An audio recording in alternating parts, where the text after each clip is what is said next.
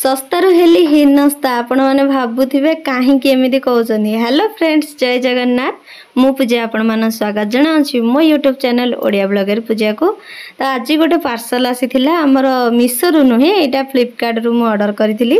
ତ ମୁଁ ଏଇଟା ତକିଆ ଅର୍ଡ଼ର କରିଥିଲି, କିନ୍ତୁ ଏ ଭିତରୁ କ'ଣ ବାହାରିବ ଆପଣମାନେ ଦେଖୁଥିବେ। ତ ମୁଁ ତକିଆ ଯେତେବେଳେ ଅର୍ଡ଼ର କରିଥିଲି, ପାର୍ସଲ ଭାଇ ଯେତେବେଳେ ପାର୍ସଲ ଦେଲେ, ମୁଁ କହିଲି ଆରେ ଏତେ କମ୍ କ'ଣ ଛୋଟ, ମୁଁ ତକିଆ ତ ଅର୍ଡ଼ର କରିଥିଲି। ତାଙ୍କେ କହିଲେ ନାଇଁ ଦେଖନ୍ତୁ କୁଆଡ଼େ ଥିବ। ମୁଁ କହିଲି ଏତେ ଛୋଟ କଭର ଭିତରେ ତକିଆ ଥିବ।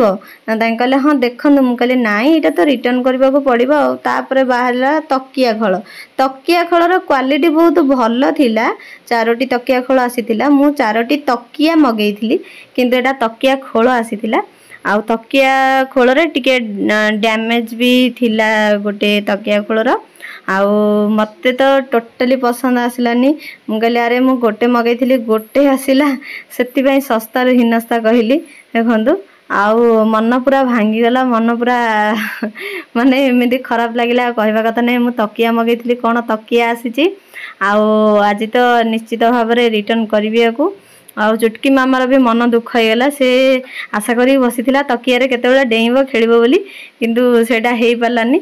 ଆଉ ତକିଆ ଖୋଳ ଟିକେ ଡ୍ୟାମେଜ ଥିଲା। ଆଉ ତକିଆ ଖୋଳ ଭଲ ଥିଲା, କିନ୍ତୁ ମୁଁ ଯେଉଁଟା ମଗେଇଥିଲି ତ ହେଲାନି। ଆଉ କ'ଣ କରିବା। ଚୁଟକି ମାମା ଆମର କ୍ୟାମେରା ଆଗରେ ଟିକେ ଆସିକି ଟିକେ ହସଗମାତ ହେଇଯାଉଛନ୍ତି। କେମିତି ହେଉଛନ୍ତି ଦେଖନ୍ତୁ। ଆଉ ମୋ ମନ ତ ପୁରା ଦୁଃଖ ହେଇଗଲା। ମୁଁ ଭାବିଲି ସତରେ ଶସ୍ତାରୁ ହୀନସ୍ତା ହେଇଗଲି। କମ୍ ରେଟ୍, ଆଉ ପୁଣି ତକିଆ ଲେଖିକିରି ପିଲୋ ଲେଖିଥିଲେ, କିନ୍ତୁ ପିଲୋ କଭର ଦେଲେ କେମିତି ମୁଁ ବି ଭାବି ପାରୁନି। ଏମିତି ଗଡ଼ବଡ଼ କେତେବେଳେ ହେଇନଥିଲା। ଫାଷ୍ଟ ଟାଇମ୍ ମୋ ସାଙ୍ଗରେ ହେଲା। ଆଉ ଚୁଟକି ମାମା ତାର ଟିକେ ଫାଇଦା ଉଠାଉଛି। ଆଉ ମୋ ମନ ପୁରା ଦୁଃଖ ହେଇଗଲା।